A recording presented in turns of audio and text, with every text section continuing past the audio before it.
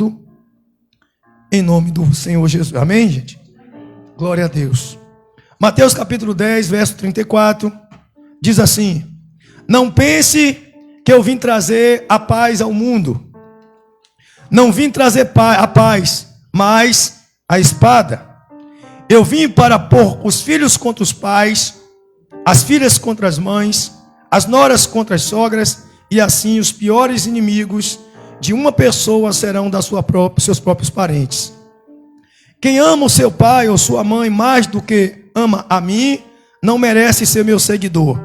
Quem ama o seu filho e sua filha mais do que ama a mim, não merece ser meu seguidor. Não serve para ser o meu seguidor quem não estiver pronto para morrer como eu vou morrer e me acompanhar. Quem procura os seus próprios interesses nunca terá a vida verdadeira. Mas quem ama a si mesmo, quem esquece de si mesmo, porque é meu seguidor, terá a vida verdadeira. Eu li essa mensagem aqui na Bíblia NTLH. Para quem está chegando agora, é uma nova tradução na linguagem de hoje. Mas quem você está com Almeida aí, você depois dá uma olhadinha direitinho, que fala a mesma coisa, muda algumas pronúncias. Amém, gente? É comum o ser humano se apegar a um líder, se apegar a uma ideia, se apegar a uma filosofia. É comum as pessoas seguirem uma filosofia, uma ideia ou uma pessoa. Mas nenhuma dessas coisas ou dessa pessoa consegue proporcionar a vida eterna. Só Jesus é capaz de proporcionar a vida eterna. Ele mesmo disse em João 14,6: eu sou o caminho, a verdade e a vida, e ninguém chegou ao Pai a não ser por mim. E desde que foi anunciado essa mensagem, que as pessoas ficaram sabendo que ninguém chegou ao Pai a não ser por Jesus, milhares de pessoas têm seguido Jesus. Milhares de pessoas têm seguido o caminho do Senhor. Milhares de pessoas no mundo inteiro têm buscado seguir a Jesus. Ou seja, se tornando um seguidor de Jesus. Uns tempos atrás eu preguei uma mensagem parecida com essa, no mesmo tema. E eu trouxe uma informação aqui do IBGE. O IBGE diz, e alguns institutos de pesquisa, que a maior religião do mundo é o cristianismo, com 27% da população mundial. E a segunda maior religião do mundo é o islamismo, com 22%. Chega a dar medo, né? Dá medo por quê? Dá medo porque o cristianismo tem várias vertentes. O cristianismo está contaminado. O cristianismo está cheio de linhas de pensamentos e raciocínios. E no meio do cristianismo, eu me arrisco a dizer, desses 27% da população, metade deles que se diz seguidores de Jesus, segue uma filosofia, segue uma ideia, segue um líder, mas não segue Jesus de fato e de verdade. Não segue Jesus de fato e de verdade. Mas Jesus, quando falou isso, ele falou porque ele sabia que no coração das pessoas não havia uma crença suficiente, uma fé suficiente para continuar seguindo seus passos. Certa feita, lá em João 6, Jesus tinha vários discípulos, uma multidão de pessoas o seguia. Muitas pessoas seguiam Jesus, porque Jesus havia multiplicado o pão, Jesus havia dado comida a eles. E muitas pessoas estavam seguindo Jesus. E Jesus, certa feita, se chateou e começou a fazer um discurso dizendo que ele era o pão da vida. E muitos dos seus seguidores, ao ouvir isso, eles começaram a se aborrecer, a se chatear, a achar ruim, porque Jesus estava se denominando o pão da vida. E de fato ele era. Porque essas pessoas, elas queriam, ansiava por uma coisa material, por uma coisa mundana, e não uma coisa espiritual. Eles não ansiavam por algo que vinha do alto, mas sim algo terreno.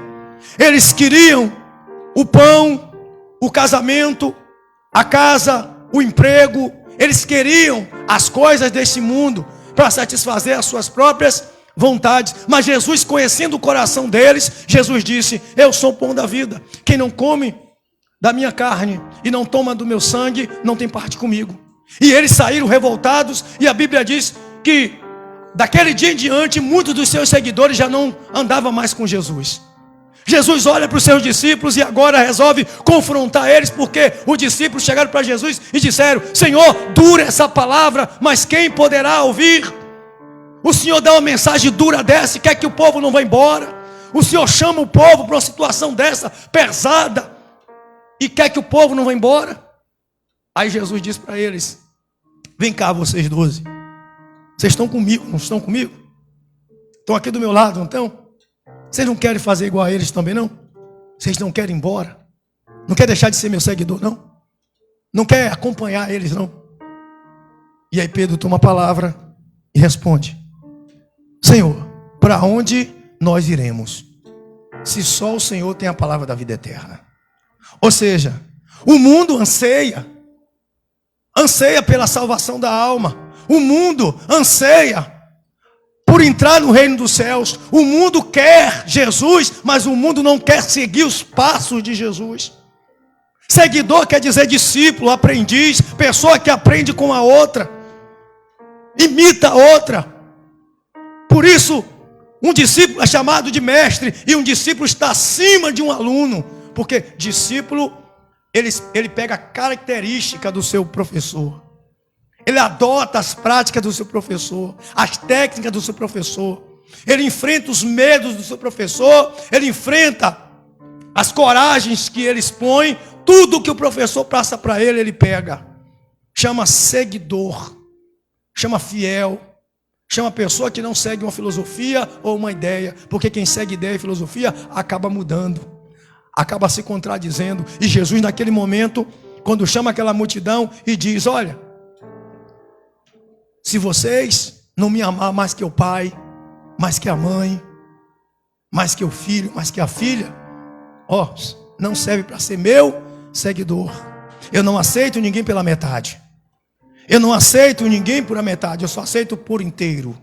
E Jesus não está dizendo para a pessoa deixar de amar o seu parente. Não está dizendo que o pior inimigo que está em nossa casa é uma pessoa que vai bater na gente, matar a gente, que vai perseguir a gente. Pelo contrário, Jesus está dizendo da escolha que nós temos que fazer. Porque quando escolhemos seguir a Jesus, aborrecemos a nossa família.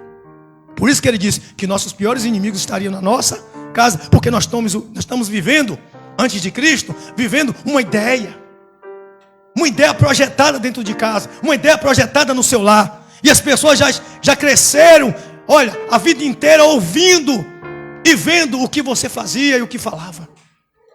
Então você muda tudo, de uma hora para outra, muda tudo, uma metanoia, sofre uma metanoia, uma mudança de mente, e diz: agora eu vou seguir a Jesus.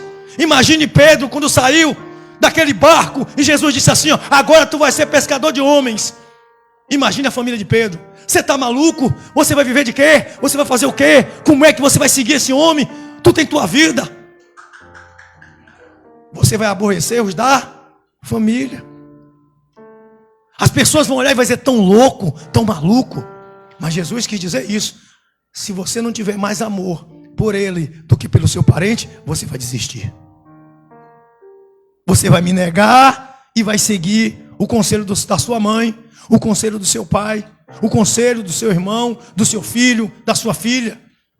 Quantas pessoas receberam uma palavra assim quando se converteram? Se você for para a igreja, não é mais minha filha, não é mais meu filho, não é mais meu marido, não é mais minha esposa, pode me largar.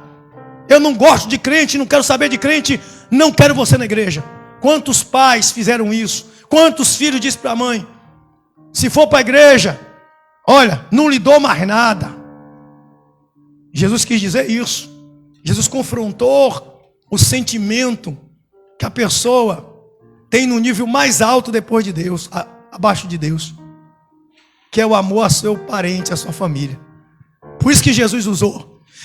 Agora Jesus confronta algo que vai mexer com o psicológico, vai mexer com o interior de uma pessoa. Jesus faz um confronto lá no íntimo do ser da pessoa. Jesus: olha, para mim seguir, Você tem que me amar.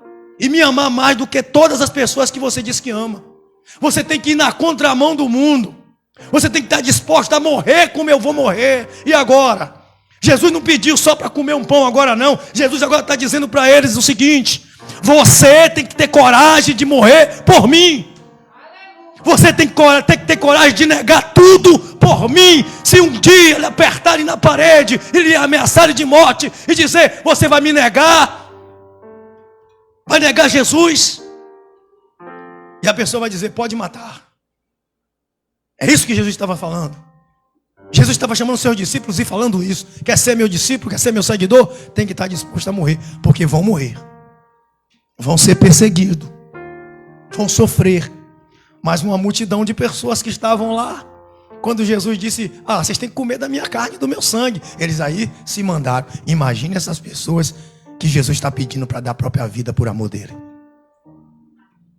São 27% da população mundial. 27% olha, rapaz, é muita gente que se denomina crente, cristão, seguidor de Cristo. Eu sou cristão, seguidor de Jesus. Levanta a mão e diz: olha, paz do Senhor, irmão. Bíblia debaixo do braço. Tu é o quê? Sou crente, sou cristão. Agora tem uma maneira de tapear. Agora sou gospel, sou evangélico. Eu não sou cristão. Homem de Deus. Jesus disse: aquele que me negar diante dos homens, eu negarei diante do Pai. Quem me nega diante dos homens? E como é que a gente nega Jesus? É quando a gente chuta o balde por causa do parente. É quando a gente chuta o balde por causa do marido, do filho, da irmã, do vizinho. Quando a gente chuta o balde por causa de um relacionamento. O namorado grita: se você não dormir comigo antes do casamento, pode terminar o namoro. E a menina nega Jesus e vai dormir mais ele. E vice-versa. É aquela pessoa que é casada e o marido não é crente, e o marido vem propondo coisas ilícitas no casamento e ela aceita, porque ele ameaça largar ela. Espera aí, ama mais a quem? A Jesus ou o marido? A Jesus ou a esposa? Quem é que a gente ama mais? É essa a questão que Jesus está botando. Jesus está agora dando as condições dele para quem quer ser seguidor. Jesus está dizendo assim: para ser meu seguidor, tem que ser do meu jeito. Tem que ser da minha maneira. Não é como você quer, é como eu quero. Eu dito as regras. Porque eu não sou um filósofo, não. Eu não sou um contador de história, não. Eu sou filho de Deus que veio tirar esse pecado aqui. Eu vou morrer numa cruz por você. Eu vou mostrar para você que eu sou superior. E vocês, se quiserem me seguir, vocês têm que aderir às minhas ideias. Billy Graham mencionou Sócrates e Buda. Ele disse que o fundador do budismo, antes de morrer, disse para os seus discípulos: seja uma luz.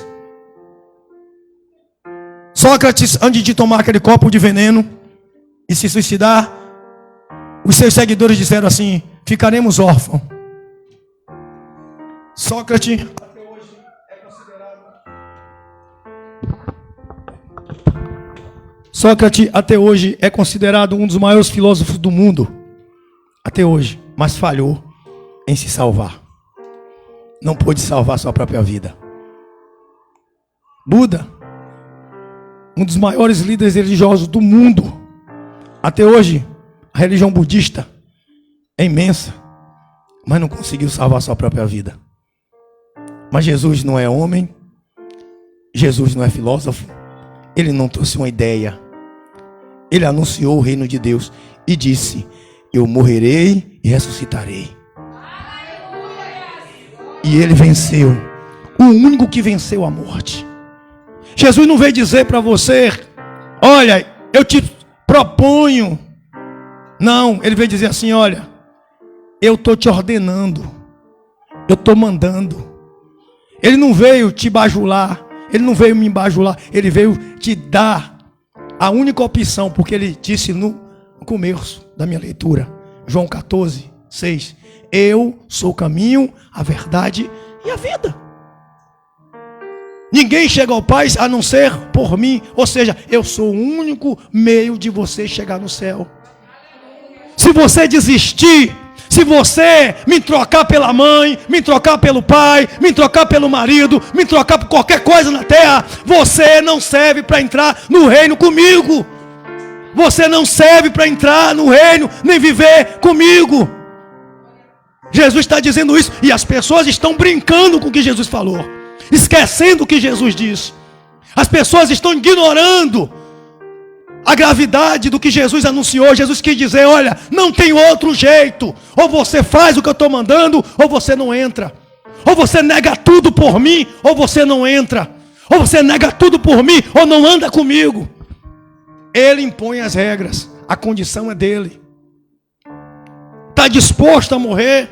Está disposto a morrer como eu vou morrer? E ele está dizendo: olha, não estou mandando você morrer não, eu vou morrer para lhe mostrar como é que faz. Porque ele diz que aquele que crê em mim, ainda que morra, viverá. Jesus não estava falando dessa carne aqui não. Jesus não estava falando dessa porcaria aqui não. Nós não somos um corpo. Nós somos um espírito que habita um corpo, que possui uma alma. Deus não está preocupado com essa matéria. Deus está preocupado com a alma. Jesus não prometeu salvar a matéria. Prometeu salvar a alma. A alma, foi isso que ele prometeu. Isso aconteceu. Aconteceu há 2000 anos atrás. E naquele tempo uma multidão que seguia Jesus o abandonou porque ele deu uma palavra dura. Jesus, naquele tempo, estava fazendo uma promessa. Dizendo: olha, é desse jeito aqui que eu vou morrer. E eu vou ressuscitar. E ele cumpriu, morreu e ressuscitou. Então, é um fato consumado. Já aconteceu. Aquele povo ainda podia ter suas dúvidas. Aquele povo poderia ainda duvidar. Nós não. Porque é fato verídico o que aconteceu. Ninguém contesta isso. Nós sabemos o que Jesus fez por nós. Eles ainda iriam saber. E Jesus estava pedindo para eles: vão morrer por mim. E nós? Aí outro dia, quando eu preguei aqui, eu disse: 27% da população mundial se denomina cristão. Mas se Jesus resolver passar uma peneira nesses 27%, você acha que fica 5%? Eu acho que 5% não escapa. Por isso ele diz que muitos são chamados, mas poucos são os escolhidos. Mas a gente tem que fazer parte dos escolhidos. A gente não pode ser só chamado, porque todos são chamados. Ele disse: vinde a mim todos que estão cansados. Tem muita gente cansada de viver. Aliás, todo mundo está cansado de viver. Tem muita gente oprimido pelo sistema. Tem muita gente sobrecarregado com a vida. E quando ouve dizer: olha, tem uma pessoa ali, um homem ali, que vai tirar o teu fardo, todo mundo quer ir. Foi o que estava acontecendo com aquela multidão. Todo mundo com fome. Jesus multiplica o pão, agora vamos atrás dele. O homem não deixa a gente ficar com fome. É o que as pessoas hoje estão querendo. Vamos buscar Jesus, porque com Jesus o Senhor é meu pastor e nada me faltará. Ele vai me levar para o pasto verdejante. A minha barriga não vai faltar nada para eu comer. A minha mesa vai estar farta. Eu vou ter meu carro, minha casa. Eu vou ter meu casamento abençoado. Eu vou ter minha vida. Mas Jesus não estava propondo isso. Qual foi o dia que Jesus prometeu essas coisas? Jesus não prometeu um nada mundano, não. Jesus prometeu o reino dos céus. É a única promessa de Jesus. Só que as pessoas estão distorcendo o que Jesus disse e esquecem dessa palavra: quem não me amar mais que pai, mais que mãe, mais que filho, mais que marido, não pode ser meu discípulo. Não pode ser meu seguidor. Está cheio de gente brincando de ser crente. Está cheio de gente brincando de ser evangélico, de ser cristão. Mas as pessoas negam Jesus por causa de um emprego. Na entrevista de emprego mente. É assim. Troca Jesus por causa de o patrão grita: ó, para entrar aqui tem as condições. E as condições é trapacear. A pessoa entra. As pessoas estão negando Jesus por um simples 15 minutos de prazer. Tem um esposo, tem esposa, e por causa de prazer carnal acaba traindo. As pessoas trocam Jesus por causa de besteira. Jesus pediu que não trocasse ele nem pela mãe, nem pelo pai. Imagine por essas besteiras. Olha a gravidade, vamos analisar. Jesus pediu que não trocasse ele nem pela mãe, pelo pai, nem pelo filho. Imagina uma mulher levar 9 meses com o menino na barriga e ela ter que abdicar do filho por Jesus. Olha o extremo que Jesus pediu. Já parou para pensar? A gente lê a Bíblia, mas a gente não medita não. A gente lê e atropela o texto. Eu estava lendo isso aí, eu dizendo, meu Deus do céu, Jesus, o Senhor não me pediu, não foi pouco não. Eu não dou 1% do que o Senhor me pediu. Como eu sou um miserável, egoísta. Ele deu a vida por mim e eu não sou capaz de negar meu pai, minha mãe, meus irmãos por causa dele. Ele deu, ele não vai dar. Naquele tempo ele ia dar. Agora ele já deu. Ele já deu. O mundo anseia por 2 coisas. Palavras de Billy Graham. Estou lendo. Ele fala que o mundo anseia pelo perdão e pela felicidade. Deus responde o anseio dessas pessoas, o anelo dessas pessoas. Responde com Jesus no Calvário. A primeira resposta Deus deu do perdão. Mas a felicidade não depende de Deus, depende da gente. Essa ansiedade por felicidade, quem cria a gente. Uma ele fez porque nós não podíamos fazer, salvar a si mesmo. Mas a felicidade, ele deu a condição, através do Espírito Santo, de nós termos. Como? Vivendo como Cristo nos ensinou. Porque ele fala assim, eu sou a luz do mundo. Quando nós estamos com a luz, tudo se faz novo e claro. E quando se faz novo e claro, nós não erramos, então nós sofremos. O sofrimento, a dor, a tristeza vem por causa do pecado. Se Deus perdoou a gente no Calvário, através de Jesus, nós estamos purificados em Cristo para viver na felicidade. Mas depende da gente. Deus deu o presente, cabe a cada um da gente aceitar o presente ou não. A escolha é nossa. Jesus fez a proposta, ou melhor dizendo, uma ordenança, cabe a gente obedecer ou não. Tem pessoas que dizem eu obedeço porque dizem eu sou crente. Não é ser crente, o texto é bem claro. Não é só ser crente, o texto é bem claro. Deixa marcado aí e vai lá em Lucas 9. Deixa só marcado e volta, a gente vai voltar para lá. Lucas 9. Vou abranger um pouquinho.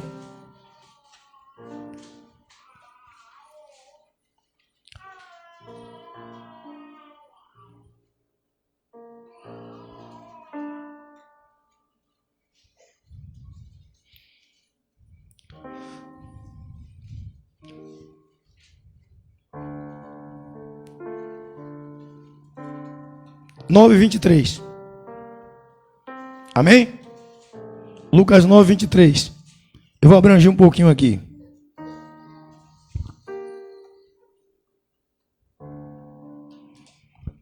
Posso ler? Posso? Diz assim: depois disso tudo, depois disso a todos, melhor dizendo, se alguém quer ser meu seguidor, esqueça os seus próprios interesses. Esteja pronto cada dia para morrer, como eu vou morrer, e o quê? E me acompanhe. Jesus disse, olha, se alguém quer ser meu seguidor, negue-se a si mesmo. Negue-se a si mesmo. Negue a sua vontade, negue sua raiva, seu medo, suas tristezas, seus paradigmas, seus complexos de inferioridade. Negue os seus caprichos. Dê sua vida por completo, porque tem uma coisa que as pessoas não entenderam. Quando nós damos a vida para Jesus, nós não temos mais ela. Ela não nos pertence mais. Levantar a mão e dizer, eu aceito Jesus como Senhor e meu Salvador, é dizer assim, ó, a minha vida não é mais minha, mas é tua, Senhor. E por que quando está na mão dele a gente quer pegar de volta? Não deu, não é dele. Deixa ele fazer o que quer. Perdemos o livre-arbítrio quando aceitamos Jesus. Nosso livre-arbítrio não existe mais. Vivemos segundo a palavra do Senhor. É o que ele fala e acabou. Não é o que a gente quer. Agora imagine se Jesus pede para deixar a nossa mãe. Agora imagine se Jesus pede para deixar o nosso pai. Aparece para a gente e diz assim, ó, quero que você abandone sua mãe e seu pai. E agora? Você acha que esses 27% da população mundial vai abandonar? Você acha que tem pessoas suficientes para abandonar? Não tem, sabe por que não tem? Porque a igreja hoje é decadente. A igreja hoje é escrava dos caprichos. A igreja hoje não consegue. Ela não consegue ficar sem o pão. Que quando fica sem o pão murmura. Quando fica sem o pão fala. Quando perde o emprego reclama. Deus, cadê o Senhor? Bota Deus na parede, é insolene. É abusada. A igreja hoje só se preocupa em congregar quando está faltando pão, quando está doente, quando está sofrendo. Porque congregar não é vir à igreja para satisfazer a vontade do pastor. Congregar é vir ao culto para adorar o Senhor pelo que Ele é e não pelo que Ele faz. Jesus está pedindo para que a gente faça o seguinte: negue a si mesmo por amor dele. É essa a proposta de Jesus. É que a gente busque a Ele não pelo pão, mas pelo quê? Por Ele próprio, que é o pão da vida. E se a gente não comer de Jesus e não beber de Jesus, não temos parte com Ele, ou seja, não temos vida em si próprio. E aí Pedro respondeu. Você acha que se Pedro não responde, os outros iam responder? Não ia responder. Sabe por que não ia responder? Porque Pedro toma a frente e diz: Senhor, só o Senhor tem a palavra da vida eterna. E depois Jesus completa: um de vós é diabo. Jesus completa: um de vós, eu escolhi vós 12, mas um de vós é diabo. Ele diz: um de vós vai me negar, um de vós vai me trair, um de vós vai me vender, um de vós não vai conseguir trocar, pelo contrário. E aí eu vejo pessoas hoje olhar para Judas e dizer assim: olha, Judas traidor vendeu Jesus por 30 moedas. Você sabe quanto é que custa 30 moedas? Uma moeda de prata é equivalente a um dia de trabalho. 30 moedas é um mês de trabalho, é um salário mínimo. Judas vendeu Jesus por um mês de trabalho. Sabe o que as pessoas fazem hoje? Vende Jesus por um beijo, vende Jesus por uma mentira, vende Jesus por um cargo, vende Jesus por uma roupa, pela pornografia. Vende Jesus por muito menos. O problema da igreja é esse. São 27% da população mundial, mas são 27% de idólatras, porque é composto por uma religião que eu não vou dizer o nome, que é idólatra. São compostos por pessoas pregando, vivendo na heresia. Um tanto é heresia, outros são seitas, outros são mercenários. E se for juntar tudo, esqueça. Esqueça. Nós precisamos entender isso. Aí, a gente precisa fazer uma coisa. A gente precisa negar a nós mesmos. Pastor, me explica como é que eu nego a mim mesmo. Como é que eu nego a mim mesmo? As escrituras lhe apontam o quê? O que é pecado e o que não é? É não pecando. É assumindo Jesus publicamente.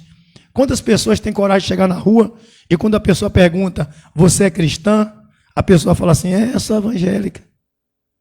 Não diz com a boca cheia: olha, eu sou cristão. Eu sou seguidor de Cristo, servo do Senhor. Por que as pessoas não assumem Jesus publicamente quando o patrão diz a ela assim: olha, você vai ter que mentir ali no relatório, você vai ter que fazer aqui, ó, um jeito para aquele cliente fazer aquela compra. E a pessoa: ó, meu patrão, você pode mandar embora. Tem um filme que é Os Corajosos. Aí tem um rapaz que ele estava desempregado. Não sei se vocês já assistiram esse filme. Estava desempregado. E ele fazendo bico. E aí arranjaram um trabalho na empresa para ele. Um dia chamaram ele no escritório. E aí fizeram uma proposta a ele de ser promovido. Só que para isso ele precisava desviar uma caixa da mercadoria. E deram uns dias para ele pensar. A mulher do cara infernizou o cara em casa. A mulher dele infernizou a vida dele. Mas ele chegou no trabalho e disse para o patrão: eu não farei isso. Eu estarei pecando contra o meu Deus, contra a minha família. É isso que Jesus está se falando nesse texto. Ele amou mais a Jesus do que a mulher, do que a família. Jesus está dizendo isso aqui. Naquela hora que ele disse que ele ia seguir o que Jesus ensinou, ele estava dizendo que amava mais a Jesus do que a família dele. É isso que Jesus está dizendo. Que aquele que não me ama mais do que o pai, mais do que a mãe, mais do que o filho, não é digno de ser meu seguidor. É isso que Jesus está dizendo. Você, na hora das escolhas, você tem que escolher Jesus. Tem uma música de Thales Roberto que diz: eu escolho Deus, eu escolho ser amigo de Deus, eu escolho Cristo todo dia. Escolher Cristo todo dia, meu irmão, minha irmã, é fazer o que Jesus pediu aqui. É fazer o que Jesus pediu aqui. Amar Ele mais do que a família. Amar Ele mais do que as pessoas que amamos nessa terra. É isso aqui. Jesus não pediu para você abandonar a sua mulher, seu filho. É não ceder aos caprichos, às chantagens que o maligno vai usar o familiar para fazer. É não ceder às coisas do mundo. É não ceder às mentiras pregadas, ensinadas às pessoas. É não ceder. Não ceder ao pecado. Sabe por que muita gente no dia da ceia não aparece na ceia? Isso é em todas as igrejas. Você sabe por quê? Porque as pessoas estão fazendo bobagem e falam: eu não vou poder tomar ceia, eu não vou lá não. Eu vou ficar com vergonha da igreja. Muita gente foge desse dia. Sabe por quê? Porque passa o tempo todo negando a Jesus. O tempo todo fazendo besteira. E graças a Deus, eu digo todo dia, eu agradeço a Deus porque essa igreja compreende. Essa igreja compreende o que Jesus tem trazido nessa igreja através da palavra. Não através de mim, mas através da palavra. E para concluir, quando Jesus diz assim, em Lucas: se alguém quer ser meu seguidor, se esqueça dos seus próprios interesses. Qual é o seu interesse?